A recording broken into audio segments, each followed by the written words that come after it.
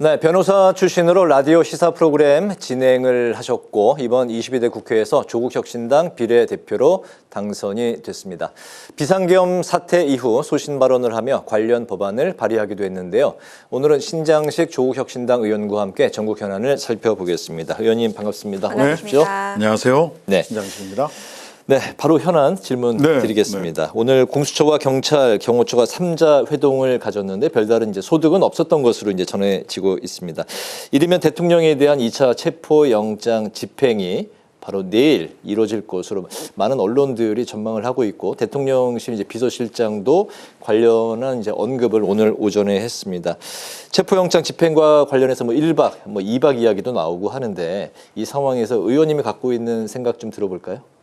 체포영장은 반드시 집행이 돼야 되고 네. 예상컨대 지금 파견 경찰들 파견을 공수처 파견 일시가 2박 3일 최소한 파견 일시가 잡혀 있다라고 하는 걸 보면 네. 2박 3일도 각오하고 있는 것으로 보여요. 그런데 저는 아까 지금 김동원 국민의힘 대변인께서 불법 체포영장이라는 말을 하시는데 국회의원이 그런 말 할 수 있는 건지 저는 의심스럽습니다. 서부지방법원에서 2차례에 거쳐서 체포영장을 발부를 했고요. 네. 그리고 말도 안 되는 법에 없는 절차인 이의 신청을 윤석열 씨 측 그 변호인이 제출을 했는데 사실은 그거는 원래 체포는 체포 적부심, 체포 이후에 이게 적법했는가를 따질 수 있지만 체포 영장을 가지고 다툴 수 있는 법적 방법 자체가 없어요.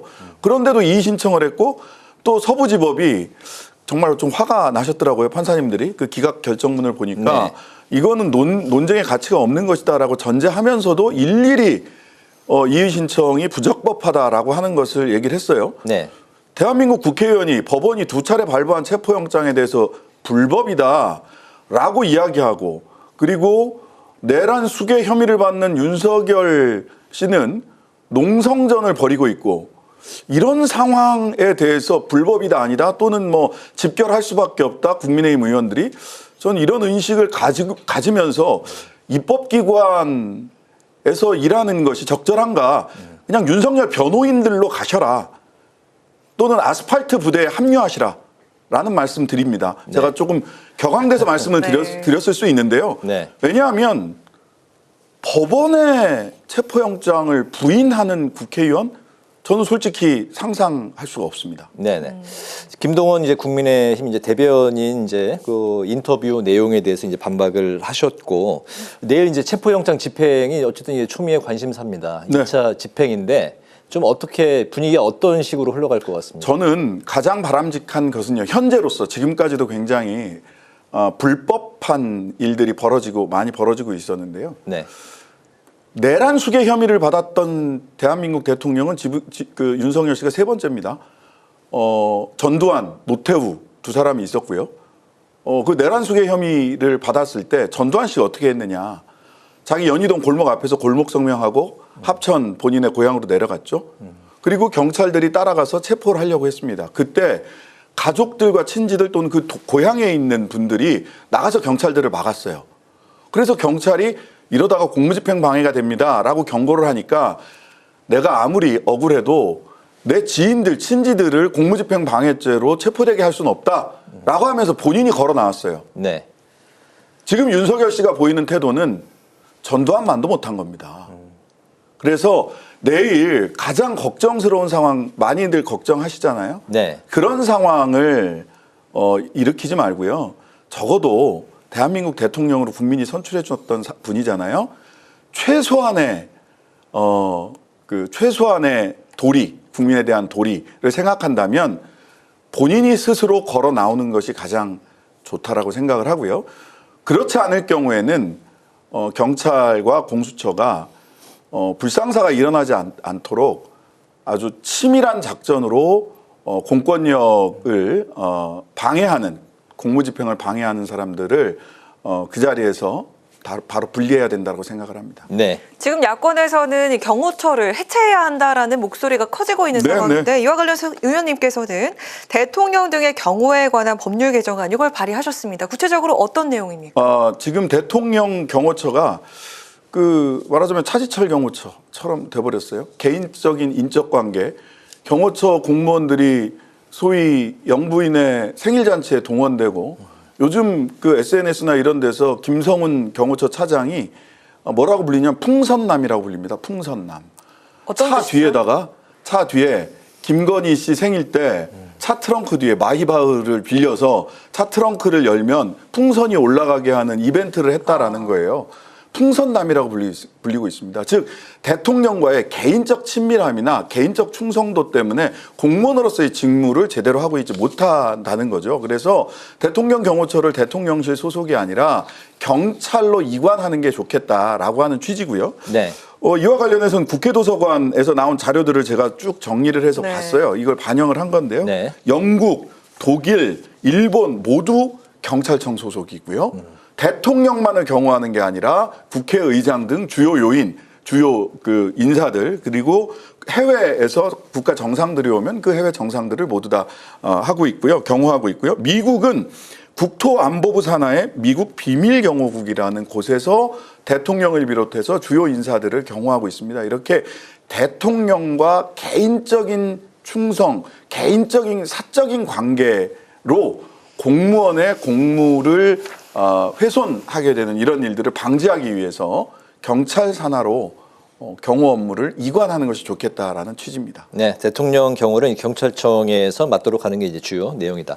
네. 야당이 추진하는 내란 혐의 특검법이 법사위를 통과했습니다. 야당은 추천 방식을 제3자 대법원장에게 넘기면서 양보했다는 입장인데 반면에 여당은 수사 대상에 외환 혐의가 추가됐다 뭐 하면서 이제 이걸 빼야 된다 이 부분을 그러면서 이제 반발하고 있는 상황입니다. 국가 안보 위협이 우려된다는 그런 입장인데 예, 어떤 생각을 갖고 계십니까? 대한민국 국가 안보의 위협이 누구로부터 기인했는가를 한번 국민의힘 의원님들께서는 생각해 보셨으면 좋겠고요. 예.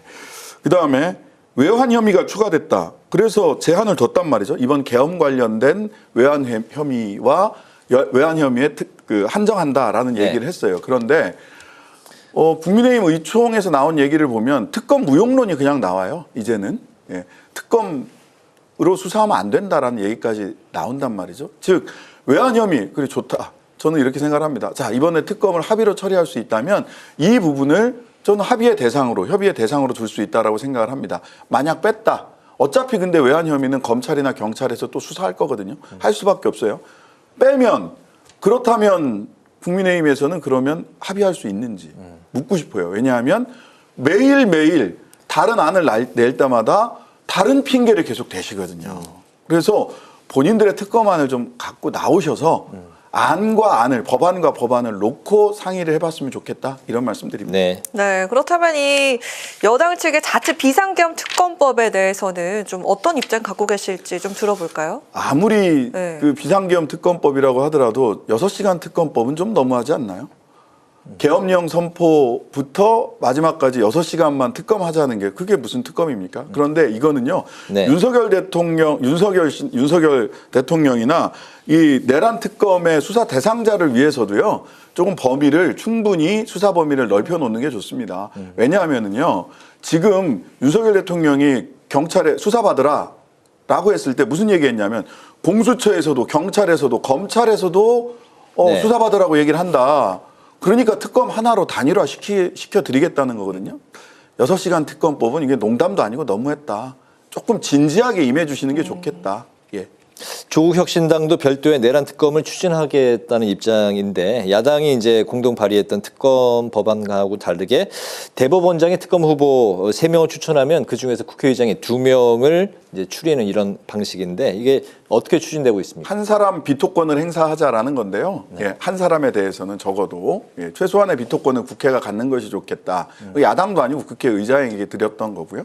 근데 법사위에서는 어쨌든 민주당 안으로 지금 법사위 소위를 다 통과하고 법사위를 통과를 했습니다. 네. 다만 지금은 이제 협상 국면일 수 있어요. 국민의힘이 진지하게 그 농담 같은 6시간 특검 이런 얘기 좀 빼시고 진지하게 협상에 임하신다면 수정안을 본회의에서도 낼 수 있기 때문에 네. 충분히 논의해 볼 수 있는 방안이다라고 생각을 합니다. 네. 네. 그리고 그 조국혁신당은 이 비상계엄 사태 이후에 위축된 이 소비 심리를 회복하기 위해서 내란 회복 지원금을 지급해야 한다 이렇게 밝혔는데 1인당 한 2~30만 원 정도 생각해서 최대 25조 원 규모의 추경이 필요하다 이렇게 설명했습니다. 이게 현실적으로 좀 반영될 수 있을까요? 저는 이 민주당 입장에서는 불감청 고소원이 아닌가라는 생각이 들고요. 뭐 본인들 입으로 이렇게 말하기가 여러 가지 좀 정무적인 고려들을 하고 계시기 때문에 그 다음에 여당 입장에서는 더욱더 반대하기 어려운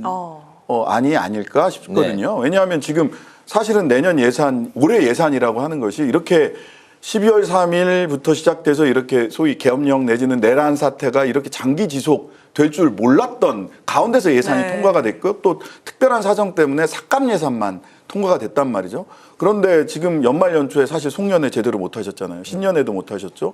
제주도 같은 관광지는 지금 손님들이 없어서 정말 울상입니다. 네. 이런 분들에게 긴급하게 마중물 이 역할을 할 수 있는 안에 대해서 글쎄요. 여당도 또 민주당도 뭐 반대할 명분이 그렇게 크지 않다라고 생각을 합니다.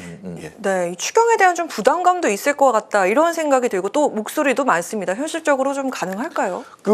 안 되는 이유를 찾으면 네. 안 되는 이유 끝없이 많고요. 경제학 원론까지 가서 안 되는 이유를 네. 생각해 보세요. 근데 지금 거리에 나가고 중소상인들 그다음에 주요 관광지들 이런 데 가서 국민들의 이야기를 직접 들어보신다면 되는 이유를 찾는 것이 국회의원들이 해야 될 도리라고 생각을 합니다. 네. 네. 의원님 이제 마지막 벌써 질문입니다. 네. 그 원내 입성하신 지가 지금 한 8개월 되신 거죠. 5월 말에 이제 시작을 했고 22대 국회가 그동안 이제 처음부터 22대 국회 이제 처음 이제 의원 생활하실 때부터 정권 교체와 검찰 해체 네. 필요성에 대해서 강하게 성토를 하셨습니다. 말씀을 하셨습니다. 이 윤 대통령의 탄핵 심판에 대해서도 계속해서 이제 소신 발언을 이어가고 계신데 변호사 출신이시고 10여 명의 이제 소수 정당 네. 의원이신데 22대 국회에서 앞으로는 좀 어떤 계획과 목표를 갖고 계신지 궁금합니다. 뭐 당이 작다고 꿈도 작지는 않습니다. 저희들이 네. 큰 꿈을 가지고 있고요. 가장 국민들이 지금 바라고 있는 바는 이 내란 사태가 조기에 종식되는 겁니다. 이미 조기 종식이 틀렸는데 어쨌든 간에 빠르게 정리가 되어야 국민들이 내란성 불면증, 내란성 소화불량, 내란성 요통, 내란성 탈모, 뭐 내란성 집중력 저하증에 다 시달리고 있어요. 그래서 이 내란성 각종 질병들을 치료하기 위해서는 빠르게 체포되고 그리고 탄핵 심판이 빠르게 종결되는 것이 저는 첫 번째 현재 처하고 있는 과제라고 생각되고 관련해서 이제 법조인이시니까 그렇다면 예, 예. 의원님이 현재 예상하시는 네.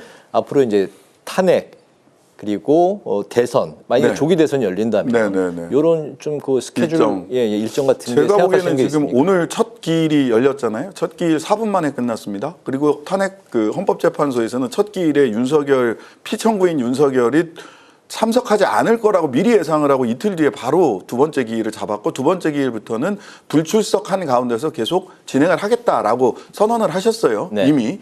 그렇기 때문에 지금 5회 변론 기일이 잡혀 있고 10회 안쪽에서 변론 기일이 종결이 된다라고 생각을 한다면 2말 3초가 탄핵 심판이 종결될 시점이라고 굉장히 보여집니다. 빠르게 네. 보시고 예, 예. 예상하시네요. 예. 뭐 10회 정도면 충분하거든요. 네. 이번에는 쟁점이 워낙 단순하기 때문에 네네. 10회 정도 넉넉 잡아서 10회입니다. 사실 넉넉 잡아도 10회면 끝난다. 증인신문도 증인신청 딱 5명밖에 안 됐거든요. 그럼 기일 5번 중에서 한 번씩만 하더라도 사실은 5회 내지 6회면 증인신문도 끝나요. 그래서 탄핵 심판은 2말 늦어도 3초면 저는 끝날 것으로 예상하고요. 그러고 나면 이제 탄핵 심판 직후에 60일 이내에 대선을 치러야 되기 때문에 벚꽃 대선이 되겠구나라고 생각을 하고 있고요. 이 정권 교체 과정에서 저희 조국혁신당이 생각하고 있는 사회권 선진국 그리고 검찰 권력을 이렇게 다시 국민들에게 돌려드릴 수 있는 이런 방안들이 관철될 수 있도록 열심히 노력하도록 하겠습니다. 네, 그 목표와 또 이제 22대 국회 원내 활동은 방금 하신 말씀으로 네. 좀 오늘 이 시간은 가름을 하도록 하겠습니다. 파워인터뷰 오늘은 신장식 조국혁신당 의원과 함께 윤 대통령 체포영장 집행을 비롯한 전국 현안을 두루 살펴봤습니다. 오늘 말씀 잘 들었습니다. 네, 고맙습니다. 고맙습니다. 네, 감사합니다.